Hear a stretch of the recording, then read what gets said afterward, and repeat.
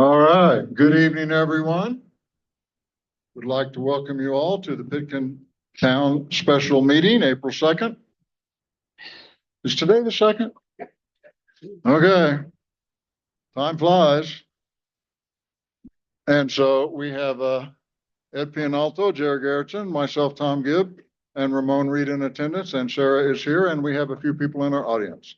So at this time, we will open our meeting with the Pledge of Allegiance to the flag.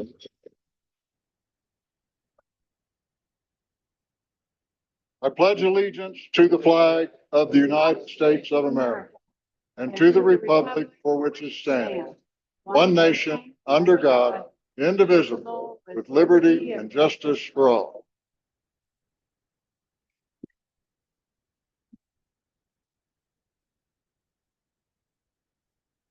Okay.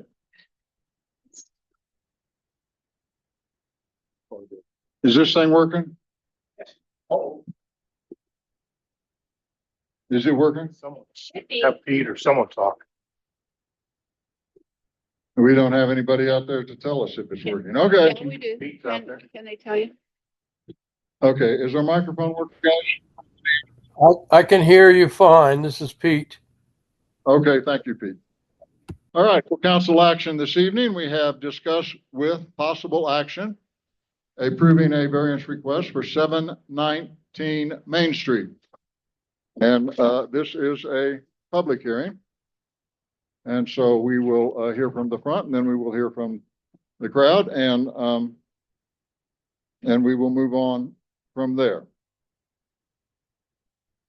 So 719 Main Street belongs to Mr. Thomas Kelly, and he has turned in a variance request in order that his porches on the front and the back side of the house would line up with the main cabin wall, which received a variance at the time that it was installed, or prior to it being installed, which let it encroach 2.5 feet into what we would call the required 5-foot setback that the town requires for fences and structures and such off of town property.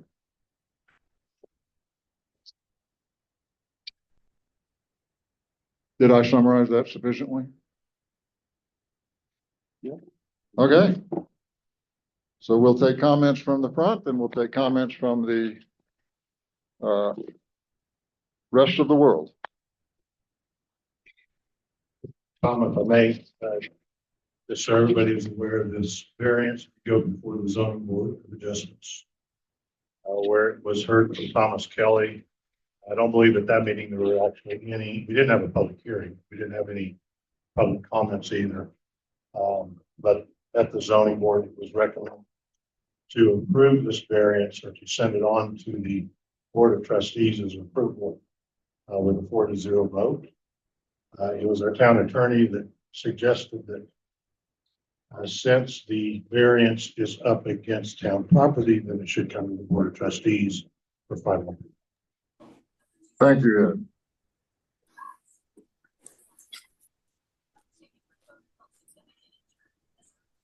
Anyone else up here have any comments they want to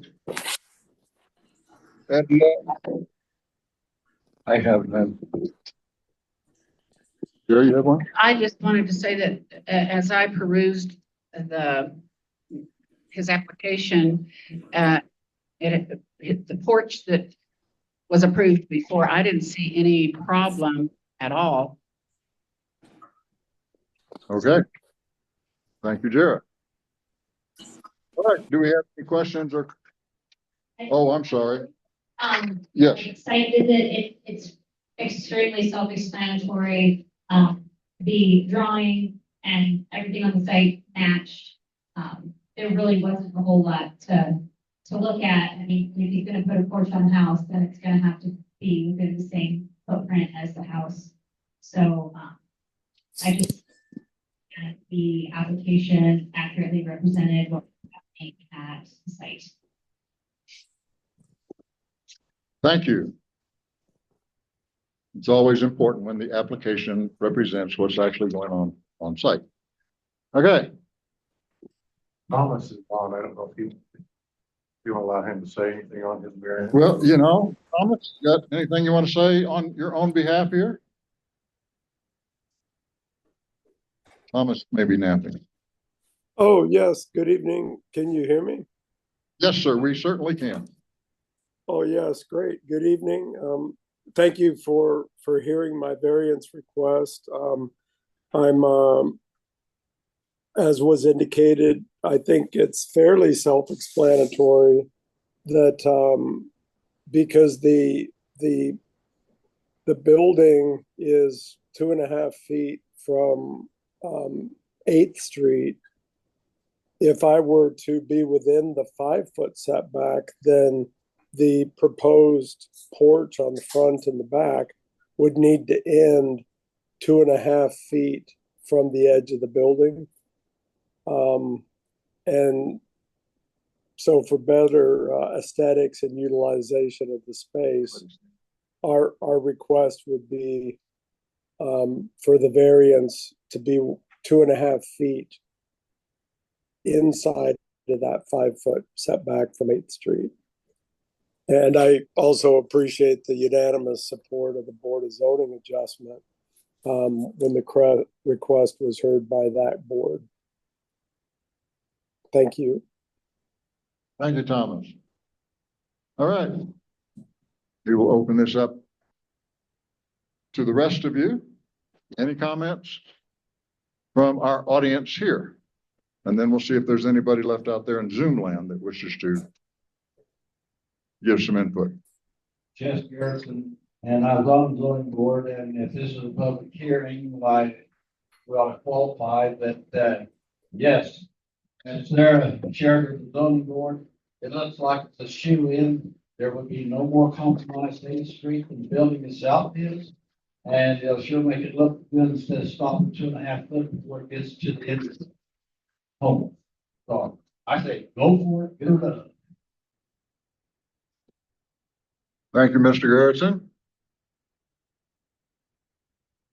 All right, do we have anybody else that wishes to comment?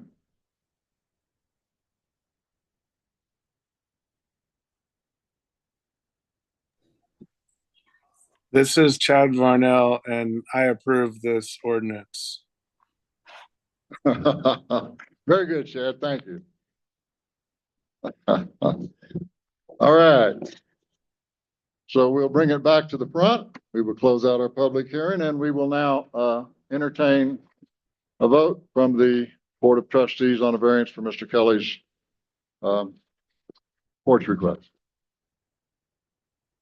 Then I'll move that we approve the variance for Thomas Kelly at 719 Main Street. This is Sharon. I second it. All right.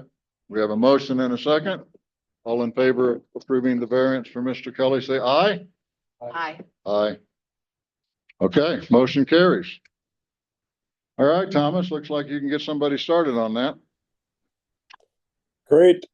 Thank you very much. And I appreciate the special hearing for my and the other cases tonight. Greatly appreciated. Thank you, Thomas. Okay, our next item is discuss with possible action approving a variance request for 100 Main Street. Once again, we're back to a public hearing. We'll open up front, then we'll go to the rest of the world, and then we'll come back up front and we'll close our public hearing and take a vote. So at this time, let me pull this up, 100 Main Street. Yes, our applicant is Mr. Jake Schellenberg. Jake, do you want to get up to say anything, or is it self-explanatory?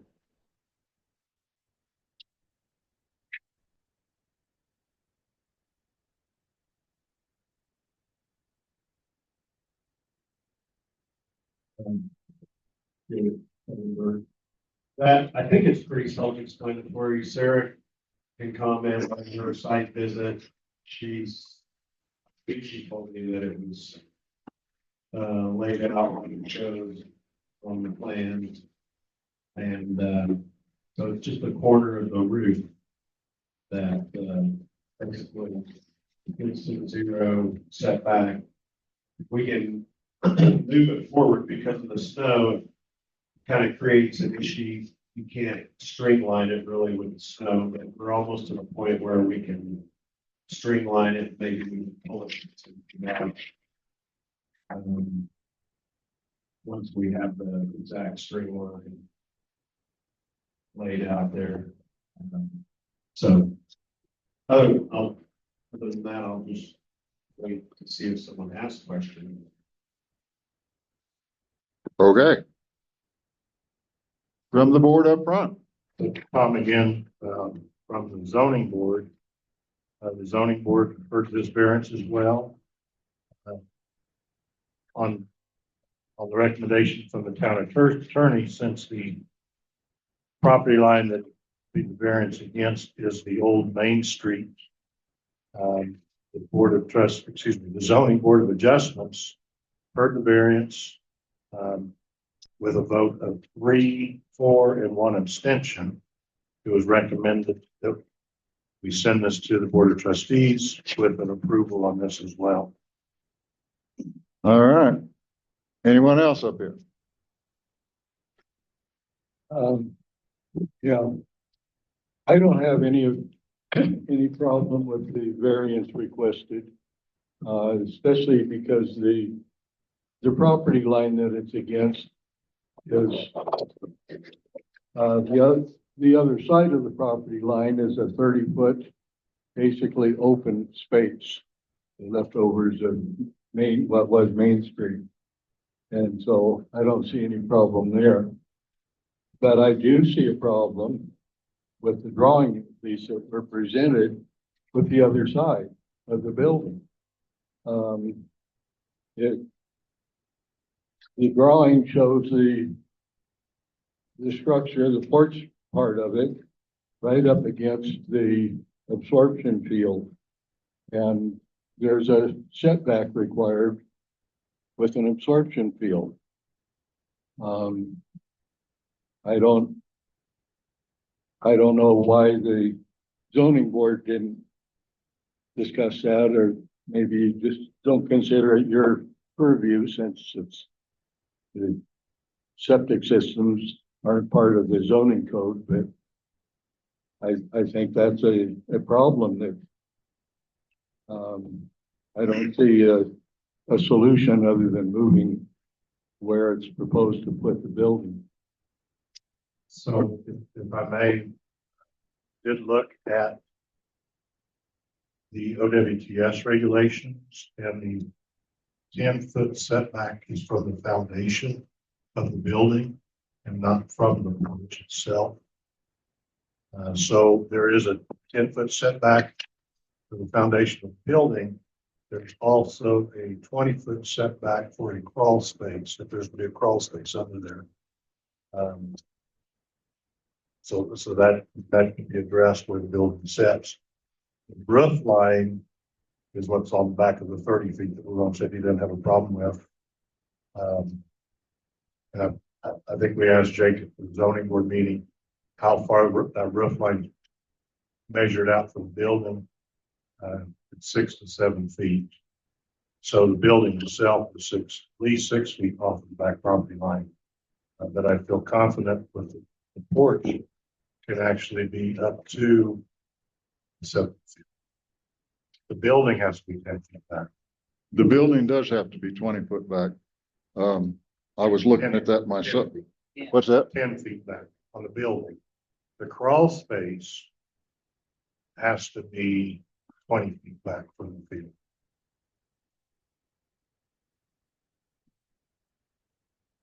Okay, so what I see here says a structure with basement, crawl space, or footing drains. And I'm assuming that the depot does have a crawl space. Gonna have to have something under it. It's not a slab on the ground. No, it would have, well, I'll let Jake address it.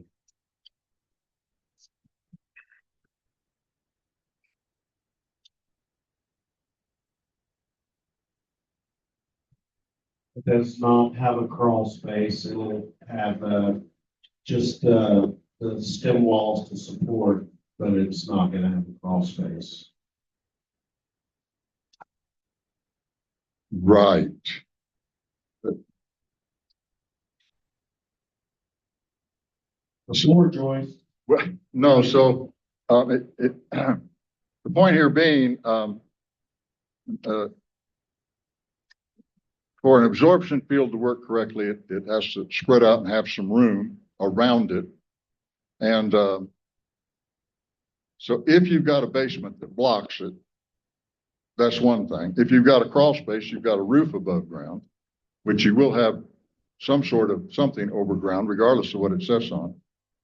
So, your basic structure here, which I think would also include the porch, because it will, run right out to that absorb, looks like it runs right up to it. And we'll create a vapor barrier above the ground for, trans evaporation from that crawl space and from that soil treatment area and the area around it. So that's why we have in Reg 43, it says you got to have 20 feet between basements or crawl spaces or buildings with footings with drains or so forth and so on. And this is to an unlined sand filter, which is what you have over there. So it's my opinion that as much as I'd like to see this there, you got to come up with some more room there. Tom, I think you need to go back and revisit our WTS Reg 43, because the foundation of the building can be 10 feet from the field. The crawl space, if there was to be a crawl space, needs to be 20 feet. So doing a stem wall just around the perimeter of the building, where it would be 10 feet from the field, will meet WTF Reg 43. Have you got a number on that? Not right off the top. I don't. Where to find that? Because I didn't find that at all. I don't either.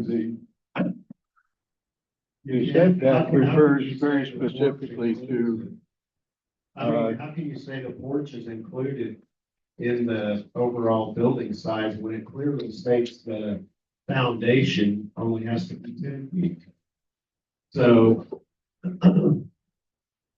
I guess we could just pour a slab and set it on the slab, and then you meet the 10-foot requirements. Well, that would get you to 10 feet. From your soil treatment area.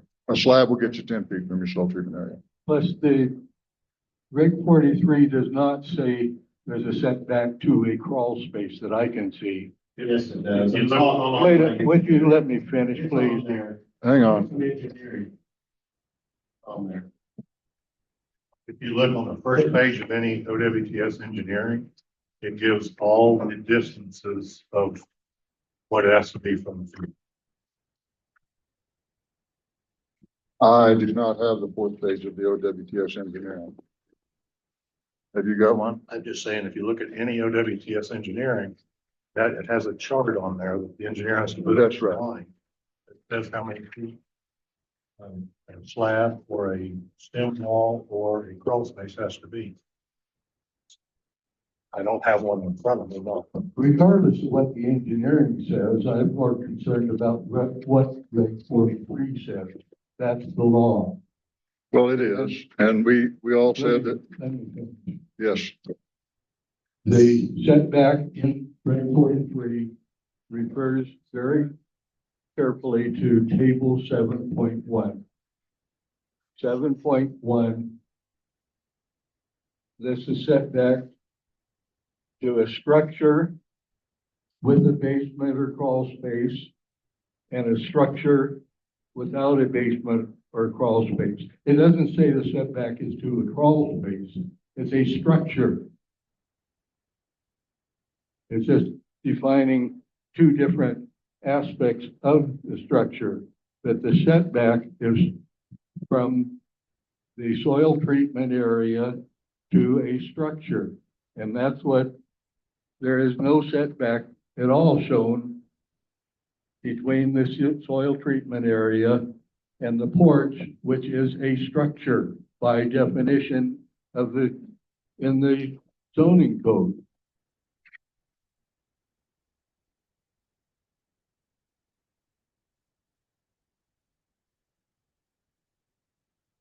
Well, the way I read it,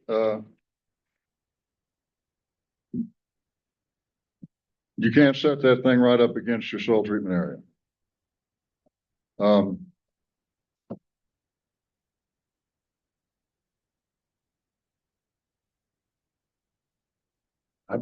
From what I've seen on the engineering drawings and from the chart on the OWTS, on your setbacks and stuff, I believe you can put it 10, the building itself can be 10 feet from the field, and the porch can go right up to it. Because it talks, the charts all show the structure, the building itself has to be 10 feet back, but if it has a crawl space, it's got to be 20 feet. Can you show me where the language about the building is in Reg 43? Ramon, I just stated before, I don't have. He doesn't. In front of me, right? Well, I've got it in front of me and it doesn't say that. It says structure. That's the first word in the applicable part of this table. Hang on a minute. Let me just look here, guys. I don't know that I'll turn this up, and if I don't, we'll go to public comments, but this may have to go on hold till we can come up with some more clarification. Because I am certainly not willing to vote for this if I make a mistake, so I'm going to want to do this right. So we,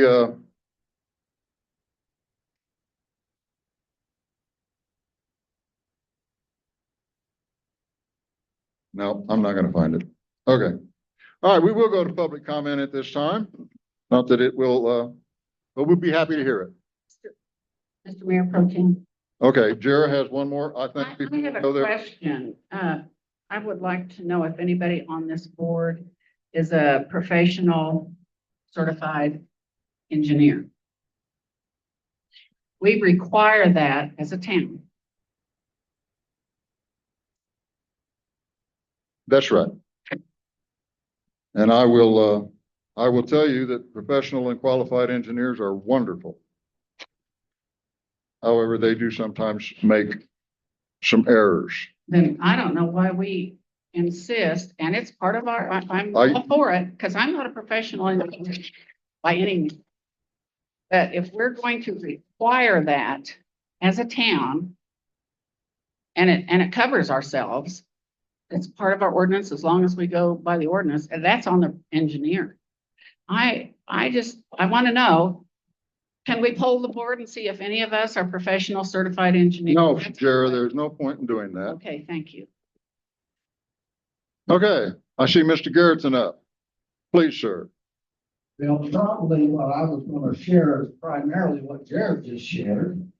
And when Rand Mikowski resigned as building inspector and sanitarian, it fell on the zoning board. I was chairman at that time, and we consulted with the department that takes care of the town of Pitkin. And he told us that he thought it very intelligent for the town to get the responsibility and liability off the town by putting it on to the certified engineer.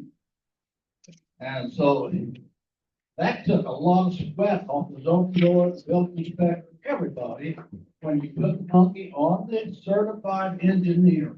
And he's the one that has protected his rights with Reg 43, the state, the county, and everybody else. So I say go with what the engineer says. I don't know what you're arguing about on everything else. Okay, thank you. Anyone else?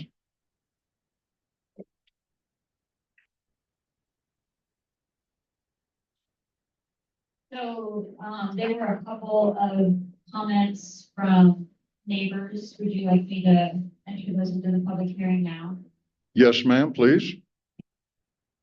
And from This is from Valerie Roman. She is a neighbor who's adjacent without respect to roads and lanes. I'm just gonna read the whole thing. She emailed initially and asked for clarification, and I directed her to where she could find the information. And then she says, "Thank you for getting back to me. I've talked now to Harry and John, now that I understand it. I say that the depot should stay where it is, and I'm against the 4-foot setback. It should stay the way it is. Harry feels the same way in this matter. Please share this at the public meeting." And this is from Val Rowan. And then we had a second email. This is from Tim Bickley, who is another adjacent neighbor without respect to streets and lanes. He sent an original email and shared some concerns, and they are as follows. What is the parking contingency if the building is placed in the parking lot? There's quite a bit of activity on the corner of Second and Main now with the boost, rental trailers, etc. Adding more to the area on the surface seems like a bad idea. Maybe I'm not understanding what the town is trying to accomplish. So that was, we just wanted the concerns to be raised during the public hearing. All right, thank you. Any other public comments?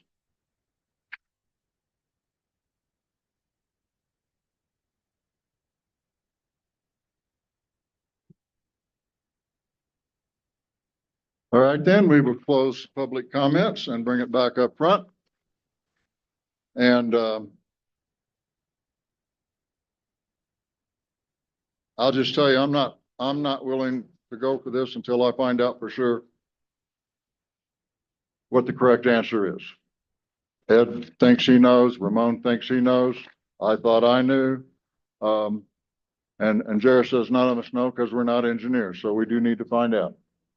I So- agree. So that's my take on this. What is your pleasure up here? I don't want to vote on it.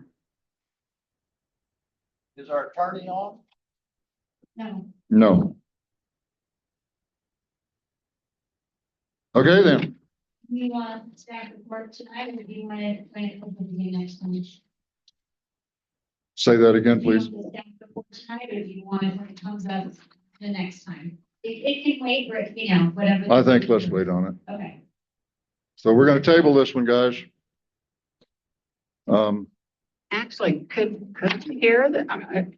Could we hear it tonight and then, and next? Well, sure, if It you would probably like. doesn't take long, does it? No, it doesn't take long, by about 83 seconds. I did go down and I walked the site. Mr. Schoenberg showed me where he had the corners identified with orange sticks, of where he would like to place the depot. The map does reflect accurately where he wants to place the depot. The porch of the depot would be against the leach field. And he did state that that is his preferred location, but that the lot is quite large and he could put it in other locations on that lot, but it would not be as visually appealing unless it was in the spot that he had chosen. All right, thank you.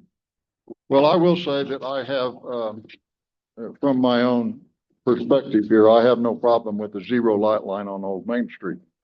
And my issue is with the proximity to the leach field. So with that being said, I think we shall table this until maybe I can get something pulled together by meeting time, which is coming up in We can have. week and a half. Okay.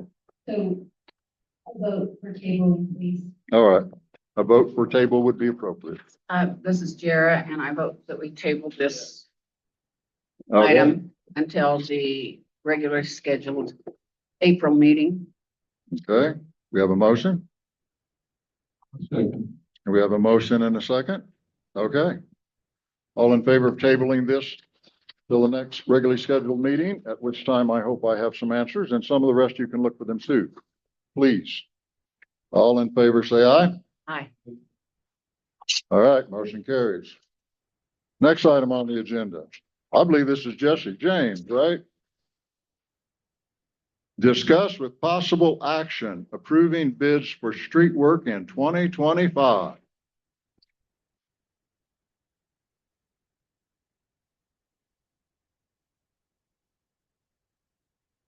Thank you.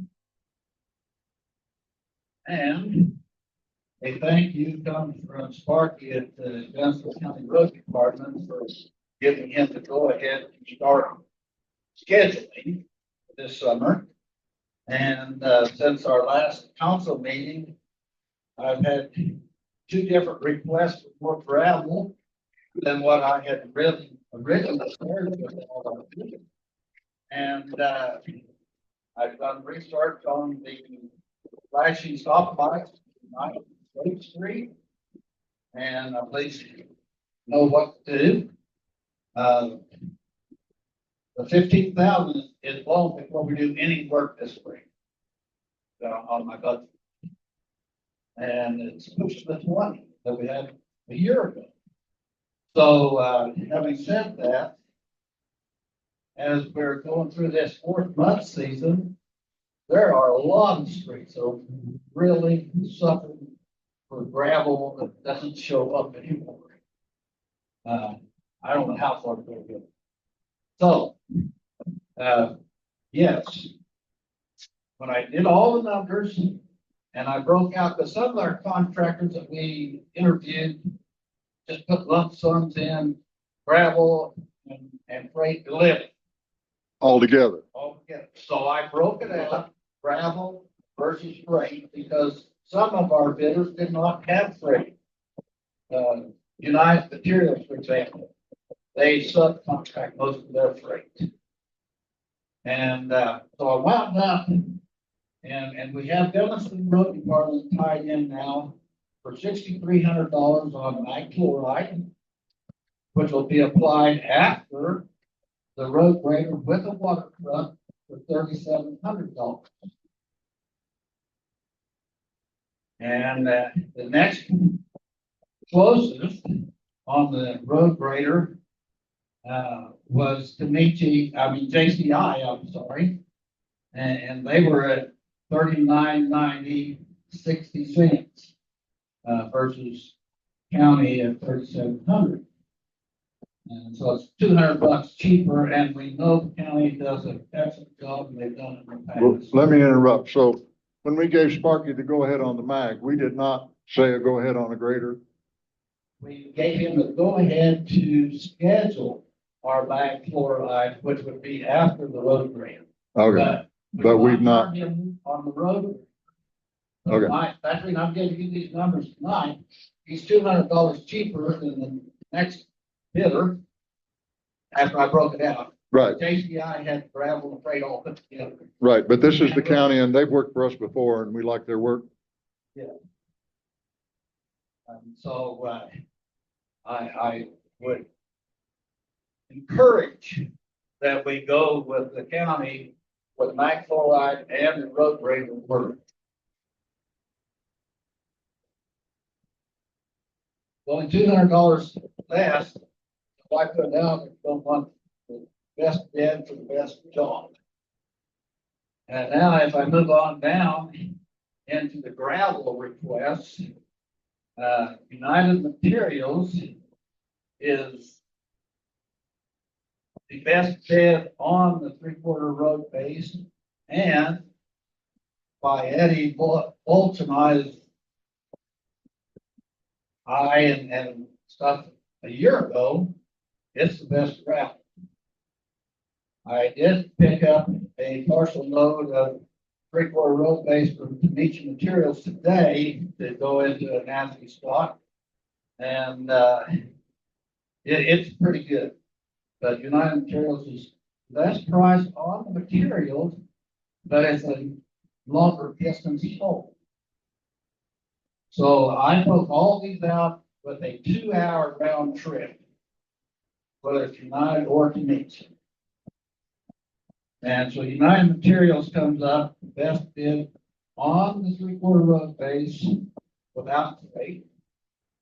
And Pitkin Materials comes up with the best bid on the 2 loads of pit run soil. United didn't even have any. And Spallone did not have a source for it. So that was Tamichi with the pit run soil? Yes, yes.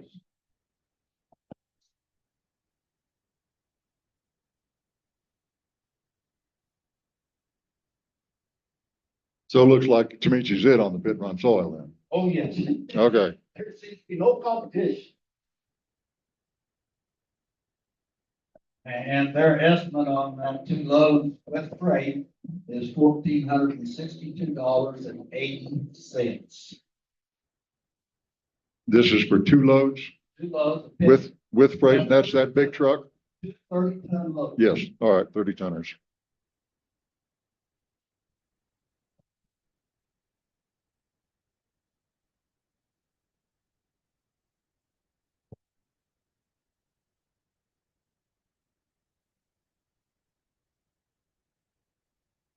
And I told Sparky that I would sure like for him to get our dates to us as soon as possible. To ensure that we have time to get the 3/4 road base spread on the roads that need it before the road break comes and before the 9/4 ride. And And he said he'd get it to us. he could do, all right, good for He Sparky. must be making all the agreements this week. Well, that's why we wanted to jump on it as soon as he said go. Let's back up to gravel because, Okay? so you price everything with a 2-hour round trip. One haul being a little longer than the other, but that's still fair. And so you say you had $39.90 with JCI for the, That was on the road break. that was on the road grader. First was the I got my county square in the service. wrong spot. Okay. So, who's got our best price then? So you like, United Materials gravel, Yeah, and how is their price for? Are they comparable to? oh, yes. Okay, United Materials at the pit is $16.65 a ton. Kamichi Materials is $16.71. Yeah. Insignificant, but I like United Materials. Yes, well, if you like their material, then that's 17 cents or whatever it is. 27, well, Well, it's insignificant. And Kamichi's higher, but yeah, it's insignificant if it's a better quality product. So I take it then that your recommendation is go with United Material. The only thing I don't know about United tonight is if we can extend the 180 tons that I had her bid on a month or more ago. When I asked her to turn this in for us. And the bid that she gave us, that Sarah has copies of, was from my request to her back there a month ago. Okay, I didn't quite catch all that. So you requested 180 tons, Yeah. but it's not been delivered yet? Oh, no, and it won't be delivered until we get through this nut season and see what we've got. Oh, okay, all right, I got you. All those. But it needs to be delivered before the county shows up the road grade and max. Yes, it does, for a fact. So I didn't quite understand. You're saying you don't know if that quote that she gave you a month ago will extend to the delivery date? Yes, it will. But I don't know what I'm seeing and the requests I'm getting from residents is needing more gravel Oh. than 6 loads. Okay. So I don't know if we can increase it to 10 loads. I don't know tonight. I see. But I know I've got 6 loads, 180 ton tied in at that price. Okay, And to meet the material now sent me I believe $2 a ton increase first day of April. ooh, But we still have their. You still got the old bid. So we're protected there. okay, that's if we need to go with Tamichi. All right. Okay, so we've got our Mac Lord, we got our grader, we've got our 3/4 road base with United, we've got a pit soil run from Tamichi, which seems to be a sole provider. What else we got? The signage, the stop signs. The signs, yes, I forgot about the signs. All right. There is a vast array of availability of stop signs that are solar powered, they're LED bulbs. And you can get a cheap kit from China for $249. You have to do everything, the drill the holes in your existing sign and and wiring them, and it's gonna take a technician to do it. I'm not in favor of that. I'm gonna cross that one out right now, Jesse. Like, and you can go the Cadillac for $1,700 per sign. But I believe our best buy for Pitkin is through Amazon, and it's ALLEXCEMT, Alexent, or something like that. Is the brand, it's $799 per sign. And it has 16 lights on it instead of just 8. Okay, and does this come solar equipped and all that stuff? Battery pack, With a battery, sign and post? It's come with a post? no, We have to come none up, of the price of it. okay, And I believe our 2 posts are fantastic. They're tall enough, they're strong enough, they're heavy duty posts, and they're established. yeah, so What was that last price? The one I prefer, $799. $790 each, $99 each, $800. Yeah, and these are, what size? Are these conventional? These are 30-inch sizes. And I visited with my sponsor that has been history of law enforcement. I visited with Sparky at the county, and they both recommend 30-inch. That's across, up and down. Yes, yeah. The 8-sided figure. And this one here for $799 is free shipping. Now, there will be tax, they say, but I believe the town of Pitkin does not. Isn't that right, Sarah? We do not have to pay the sales tax on this? We are tax exempt, but the town would need to get set up. So we are set up with some of our vendors to be tax exempt. We are not set up with Amazon. Not set up with Amazon. But we can probably get it done, right? I'm not sure. I can look into that. Well, fantastic, as far as I'm concerned. You know, we're sitting somewhere around 8.5% is our estimate on sales tax. Well, that adds up after, yep. Anyways, all of it I found, I believe it's the most bang for the buck.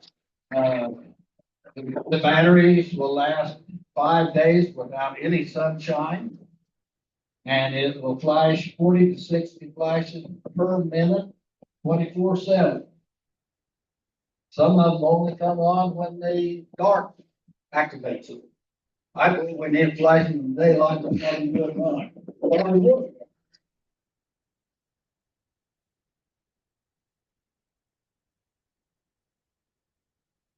Thank you, Jesse.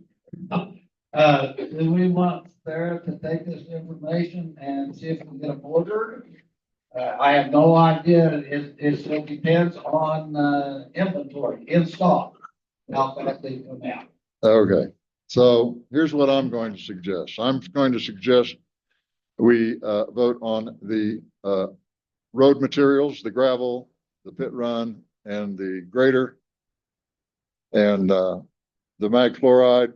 Now, we already said go on the mag, but we need an official go for this. So do the road materials, and then we'll, unless, yeah, we'll do the road materials first. How does everybody feel about this information that Jesse has brought us regarding the county with their grader and mag chloride, and the gravel from United Materials, where it's already got 180 tons lined up, and he's got Tamichi on the string for a price that's still going to hold for a little bit. And then we only have one provider for pit run soil. So if we need that, we're kind of going to have to pay $1,462 for the 2 loads. All right, any discussion from the front? And we'll take some discussion out there, and then we'll have a vote. Yes, ma'am. Can you raise the cost for road grader and mag chloride from the county? Yes, ma'am. Mag chloride, $6,300.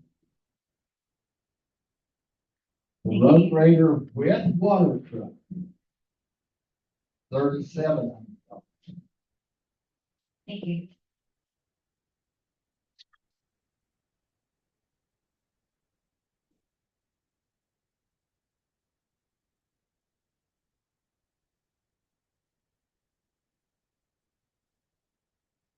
So I'm absolutely in favor of the county on my chloride and the grader water truck. My only question, and I guess it's back up for the board, is the road base, 3/4 inch road base from United or Tamichi. I will say United. He's secured 180 tons or 6 loads for what he's proposed previously at the last meeting. Given the road conditions, because I know he's had some more requests come in from residents around their front of their houses and stuff with big potholes. Do we want to increase that 6 loads? Some more. I have a fast answer for you. While we have a lower price. Well, I have an answer United too. Materials could possibly expand that 180 tons. Tamichi has given us a quote on 180 tons. So there's a possibility there of 360 tons that's already been priced, locked in, that won't be raised. One quote from each vendor. Is what you're saying. Six loads, 180 tons from United, or 180 tons and 180 tons from Tamichi, is what you're saying. Yes, and I At a believe fixed price. my feelings is the Tamichi 3/4 road base is far better than not putting any on. And it's real close to the United. The United has a little better sticking power, but they're both fantastic. And there's only a few cents difference.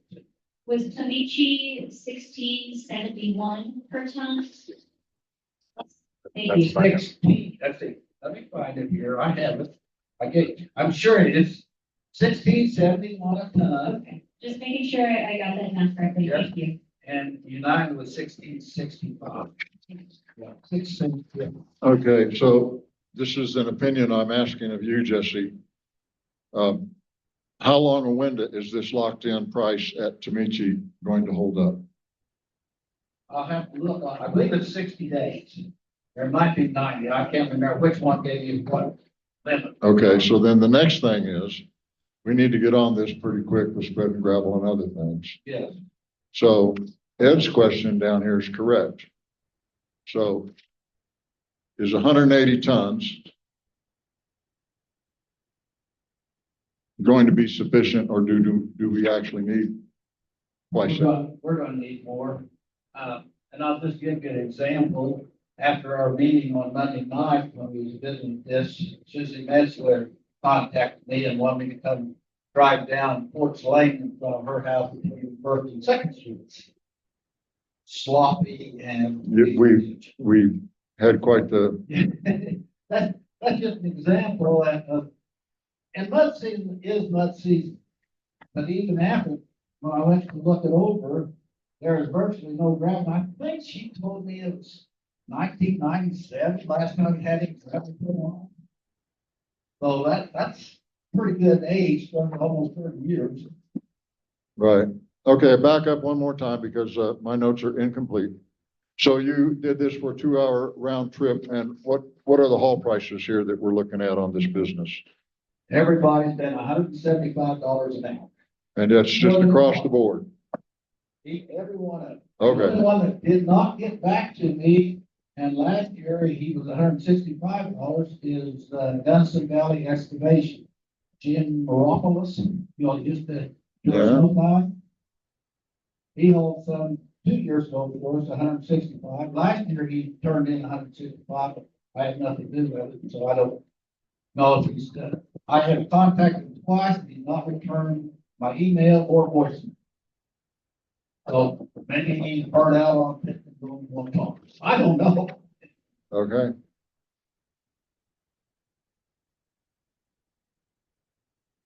But he has no material, just freight. So do you have a preference on, since they're the same bid on the hauling? What makes the difference? Well, I know who he likes spreading his gravel. Truck driver is what I like. I could get Jacob Wall to haul every load to Pitkin, but we have to get him back here from Alaska to do it. My experience, he's done the best job of spreading gravel on our streets of any driver we've received.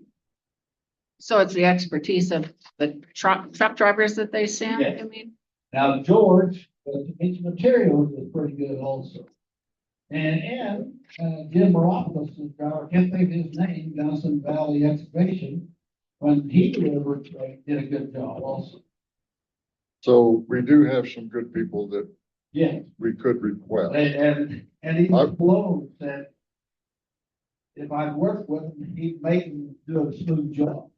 Right, They like to back up to it and make a pile, so. okay. But that don't take any skill at all. Okay, any discussion on these, dollar amounts, these bids that Jesse has brought back to us? I've got a question. You know, all of Jesse's recommendations sound good to me. But I don't have anything to tell me, how does all of this fit within the budget? Does this come out what you recommended? Does it come out within the budget or over budget or under what? We're over them. 10,000, 5,250 and 1,500, puts us over 15. And that's with no extra at all. I mean, this will take place starting late May, first part of June. There won't be any, I picked up this one little load today from the meeting, but,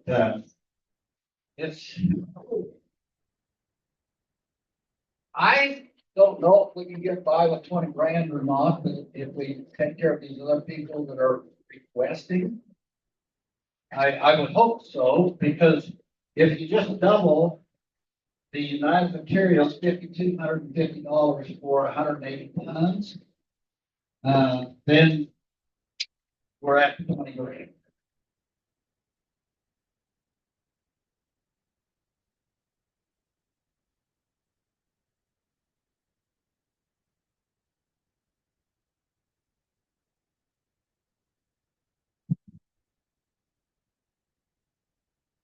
Well, this is just me rendering an opinion. I have driven around town and we have got a lot of slop out there. And, it looks to me like that this year we have not held up as well as we have some previous years. And, I've no doubt we're gonna overrun something a little bit, maybe a lot. I asked that question, just because I want to know where we stand on it. I'm not necessarily opposed No, I understand that. to going over, because I know we did go low on the budget this year, intentionally, I believe. But I just wanted to get an idea of where we're looking at. Now, that's the reason I spent a lot of time, because it's a lot of money and we 15, want to communicate it and keep our nose clean, especially mine. 16, 17. Yeah, so we're looking at $20,000, without that extra 30 ton of gravel, almost. No. We 10, 15, 16, we're right at 17,000 without any additional, like Susie Messler, for example. Without that additional Yes. kick The other to streets me. that are nasty. Okay, all right. So, yes, we're over our 15. If we just do these basics that we talked about at your last council. That includes the softball. No, we're gonna talk about those in a minute. We're gonna do this first. Okay. It's gonna cost us some money, guys. I'll make a motion to approve Jesse's recommendations on these. I don't want to go through each one because. Right, we got 3 of them here. Mac Yeah. chloride, but grader, water, I was United satisfied Materials with his and- explanation and of pit run who soil, we yeah. are. And so I'll make a motion that we authorize Jesse to proceed with the work as described and with the recommended suppliers. Providers. Okay, we have a motion? Can I ask for clarification on? Yes, sir. So is that Ramon, is your motion for the 180 tons or 6 loads? Or do we want to increase that or get 6 loads from United and 6 loads from Tomichi? I don't, that part of it, I really don't know where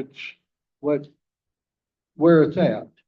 You know, Just real quickly, I pulled up the quote from United, and it says that pricing is valid through December 31st, 2025. So their pricing stays the same. The only issue would be availability, if that is gonna be an issue. but I guess I didn't really catch, you know, whether on the two different loads, whether we're going to need both or we may need one or the other, just What I would like to see tonight is to go ahead on the 17,000 work. And then at your, April meeting, let me bring more information to you on these fringe that I'm getting reports from residents. And each load is going to be somewhere around $700 per load of the road base. So at 1,700 and then get you another $3,000, we could easily be at the 20,000 more. But tonight, I'd like the 17 go ahead so I can get them tied in from. Can I ask a quick question? Is the hauling included also in tonight's motion? Because I believe I wrote down, I believe I got this corrected, is it 175 an hour? Yes. So for 2 hours of 2 hours. hauling. For example, Yeah, no, that makes sense. I'm just wondering how many Trips. trips, thank you, are gonna be required for 180 tons of gravel? 6 trips. 6 trips, 2 hours each, so.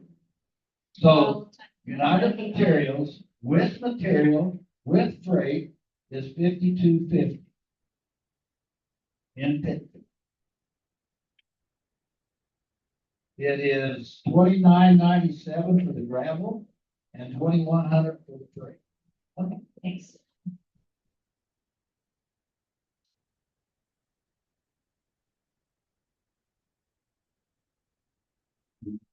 my motion needs clarification.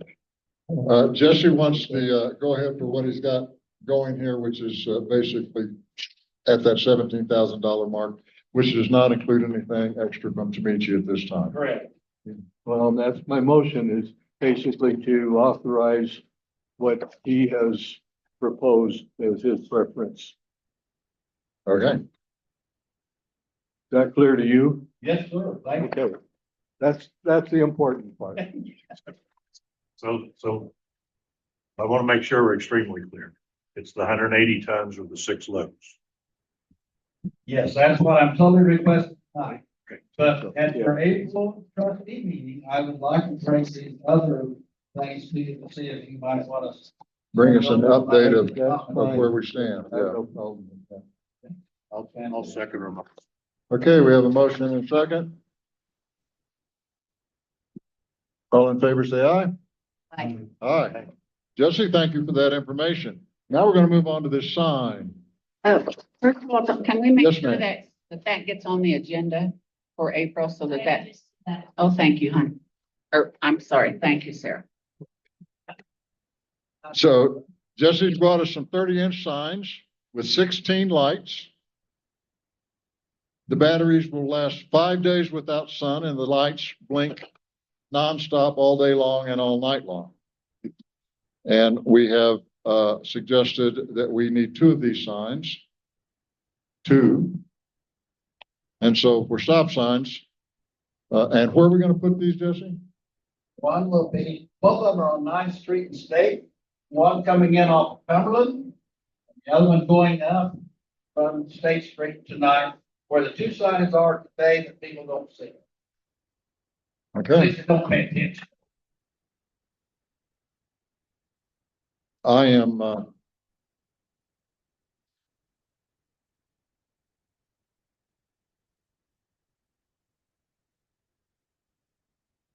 I'm in favor of some stop signs that get people's attention.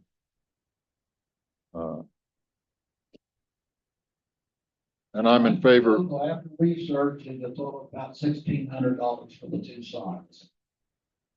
Right. So the question up here to the board is, how do we feel about? This is from Amazon, you say? Yes, sir. Free shipping, but there will be tax unless we can figure out a way to abate that. So thoughts from the front. Is that too much? Should we shop for a cheaper sign or do we want, I think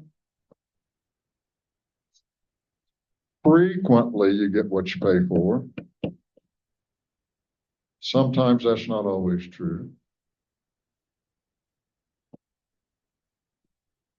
Well, I sure don't like the kit things. I don't want any part of putting those kittens together. What I recommend, I can handle myself. I think those kits were smaller signs too. 24s. So I'll throw my 2 cents in here. Jesse asked for some assistance to look some of this up, so I assisted him. And in looking at these various signs, looking at the batteries, the life of batteries, the number of LEDs, the 30, we looked at 30-inch signs. Did not look at 24 inches because I think that's too small. But looking at the 30-inch signs, from the $1,700 down to the $800 signs, the specs on each of those signs was extremely close. But all of them have a life expectancy of 2 years on the batteries. How many hours of flashing on the bulbs, but it was extremely high. LEDs seem to last a long time. The kit, I looked at the kit too with Jesse, and I would not want to drill those holes and put the kits in and wire them and expect them to last. I don't think we got to go that route. Looking at all of them, just my opinion on looking at all of them that I could see online from this All X. There was another one from Amazon. This one appeared to be probably the best price for what you got. Very comparable. I don't see spending $1,000 or $1,200 or the $1,800 that we looked at. I think the 800 is good if we decide or if we know as a board that this will be effective. I'll just add 2 years ago, I think Jesse and I painted white stripes on the asphalt. The issue with the white stripes on the asphalt, one of the pluses is it was inexpensive, $100 for a gallon of paint. It doesn't last on asphalt that's breaking away on the edges. So we have less surface area this year than we did 2 years ago to paint stripes on there. Were they? I think it was a little bit effective with the stripes. I don't think it got people's attention like flashing red lights. Now, I'm like Ed, I think the stripe helped. It didn't fix it, but it sure helped, but it wore off too soon. It did. It was about a month and they needed to be redone. Oh, yes. And you say, how expensive is a gallon of paint that will stay on asphalt? We use an exterior flat paint is what we use on it. It was $100 a gallon. Yeah, so at $35 a gallon, maybe. That was $100 a gallon. Say that again. It was $90-some plus tax a gallon. Wow. It was supposed to be good stuff. Well, I knew it would be expensive. I haven't bought any paint in a while. Okay. Thank you, Ed. Well, since you're on a roll here, what is your disposition regarding this particular stop sign that Jesse has offered up here from Amazon? I think we need to do something at night state before someone gets run over. I've sat there at the plume for the last number of years and watched local folks just as much as out of towners. I'm right on through that stop sign. So it scares me, especially when we have young kids running around that someone could get involved.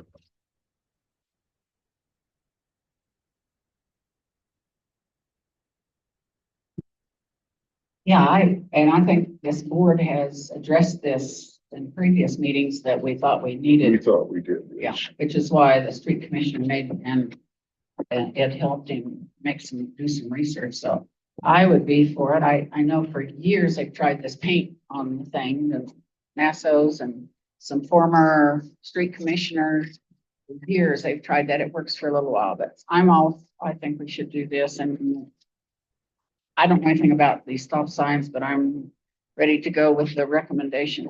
All right, before you do that, I'm gonna turn this loose out here to these guys. Any thoughts out here?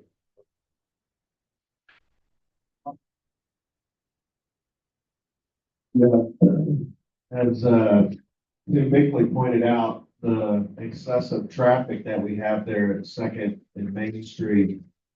I would like to see if the town would consider going ahead and getting 2 more stop signs so that we can put a stop sign on Main Street at Second Street, make it a 4-way stop sign, if nothing more than just the summer, to make sure that people stay safe there since it's so busy.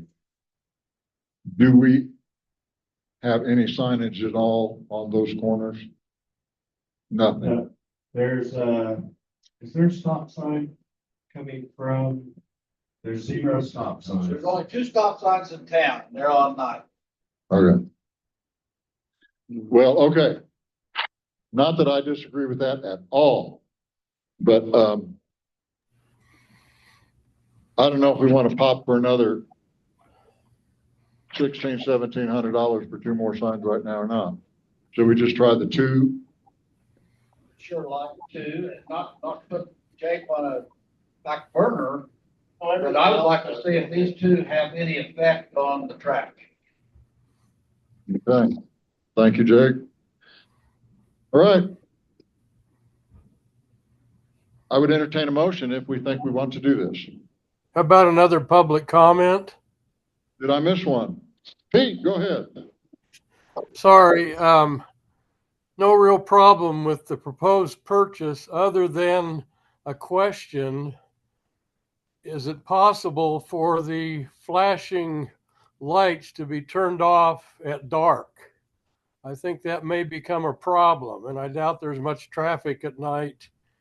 And I just think that be more conducive to the Pitkin environment if they weren't flashing all night long.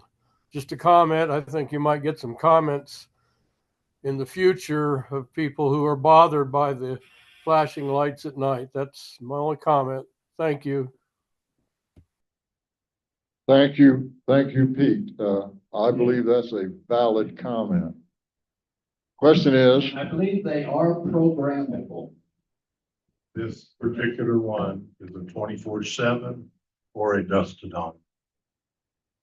or a dusk to dawn. Dusk to dawn. I surely think if we can do it from dusk to dawn, we can do it from dawn to dusk.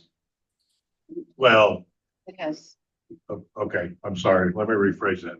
24/7, so it flashes day and night, Yes. or you can have it flash just during the day from dawn Oh. till dusk. Sorry, I said that backwards. I'm pretty sure it's programmable either way.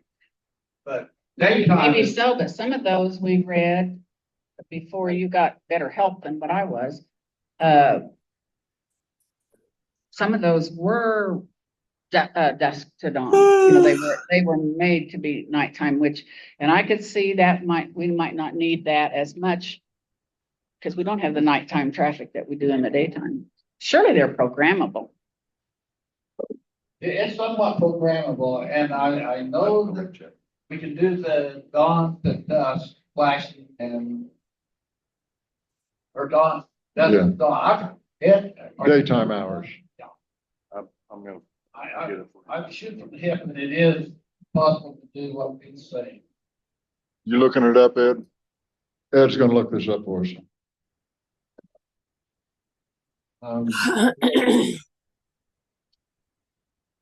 I kind of have mixed feelings. I think that these might do well to slow down the traffic. And I think that would be a good thing. I am concerned what Pete just brought up about the nighttime flashing. You know, Pitkin has never had nighttime flashing lights or signs or anything else, and I'm not real keen on starting that, but you know, the other side of it is if we can slow traffic, that's also a good thing. But I also have one concern, and I'd like either the mayor pro tem for a week, or the mayor after that, or the clerk to contact the county attorney and tell him what we're looking at doing and ask if there's any liability concerns. Here's my concern. And, you know, frankly, I hadn't really thought about it until Jake brought up Second Street. And I don't think that stop sign there would be a bad idea. But on the other hand, if we have a stop sign and there's an accident because someone runs through the stop sign, and is there a liability on the town because we're not enforcing that stop sign, which we have no ability to do? You know, you run a stop sign in Gunnison, there may be a cop pulled Well, over and. Right, there may be, but that doesn't mean there always is. Right. That there never is. It is our problem, and I'd just like to run it past the attorney to ask if there is a potential there. It's a concern, I think. Is there the potential for liability if we put up stop signs that we can't enforce? I think the town knows we have a problem and don't put up a stop sign, you have more liability than the jerk that runs the stop sign, hits somebody, then he's at fault. I've never heard of a town getting issued a ticket. Okay. All right. Oh, I just wanted to make a brief comment, Go ahead. if I may. Sorry, I didn't see a place to raise my hand, but I certainly favor the idea of not having them flash at night, or I'm glad they're programmable. But just making the other comment that I expect they have reflective tape, which would be the case with most stop signs, but I would ensure that they have the reflective tape, which will help people see them at night. Thank you. I do know that our county deputy has cited somebody for running the stop sign coming from Cumberland. So, there is some enforcement if the officer's here. And the sheriff said, when we see a violation, we don't look at the tag. So, I like seeing stop. I see so many people running that stop sign and don't have a clue. Don't look for traffic. Maybe I drink too much coffee on the porch. No. All right. Any other thoughts from the front regarding Mr. Reed's concern about liability? I mean, we've got a meeting coming up here in what, a week and a half? We could probably contact our attorney between now and then. Right? That's all I want to ask him. And If he recommends that it is a liability, are we taking the stop signs down that we have now? These are good questions. Yes. I don't know. Yeah. We've got some stop signs. So, I don't, just me, myself, I don't see how, pursuing public safety by trying to slow things down, would create a liability. But then I don't know everything here. So I'll give you what I did go back and find. Oh, good. On either one of these two that are $7.99 from Amazon. They are 24/7, but they are dusk to dawn flashing. Oh, so they just flash at night, They flash at night, or you can set it for 24/7. or you set it for 24/7. Mm-hmm. That's what it, both of them are MUTCD compliant sign, which is for highway safety. Both of them are the reflective sign.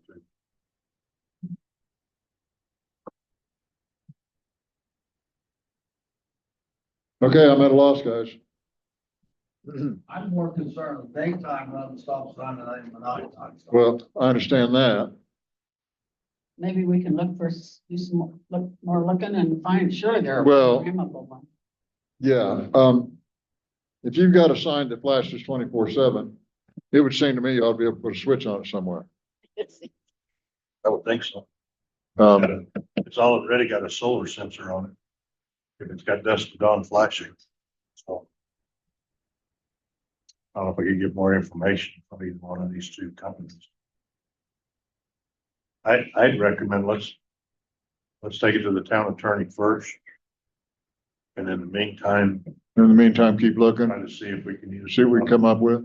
Another You one. know, they make timers for everything. Surely we can figure out some way to rig in a timer. I think so. You would think anyway. If you can Maybe. get this done, I know a good electrician. I do too. I think. Thank you. Okay. All right. So, do we need a motion to table this till we talk to the attorney? I don't think so, because this was not specifically listed as an action item. The action item was already voted. Right. on. I mean, you could, it wouldn't hurt. Okay. All right. That's what we'll do then. Okay. Is there anything else on our agenda? First agenda. The what? The first agenda you're talking about? Did I not print off everything I should have? You got two agendas. Oh, well, then I guess I didn't. What's on the first one? This is what we just finished. The first one, but the second one is the health board meeting. Oh, We need to adjourn this meeting Yeah. and then go to The the. next. okay. During this meeting, I'm gonna restart Zoom, so those of you who are online, I'm gonna close this meeting and restart so that I can have the meetings separately, the meeting file separate. Okay, then. So at this time, I have one more request for the attorney, please, on signage. okay. If we put these speed signs up, do we have a liability there if we don't enforce it? No, this is just lets people know how fast they're going. So a stop sign is just. You know what, Jesse? That's all I know. So when you ask. So when I do see them, I pay attention. They do have an effect on me. That would be a good question for the attorney. You can ask him anyway. Ask about our speed signs then, because we did have when the sheriff was out, we talked about Yeah. signage. It'd be a good question. It might be a good question. I guess we could throw it at him. Please, thank you. All right. So I would entertain a motion to adjourn tonight's meeting. Sarah and I so moved. Okay, we have a motion. Second. And a second. Okay, all in favor of adjournment, say aye. Aye. Aye. Okay, we'll take a few minute break. And then we will move on to our Board of Health discussion. Y'all excuse me, I'll be right back.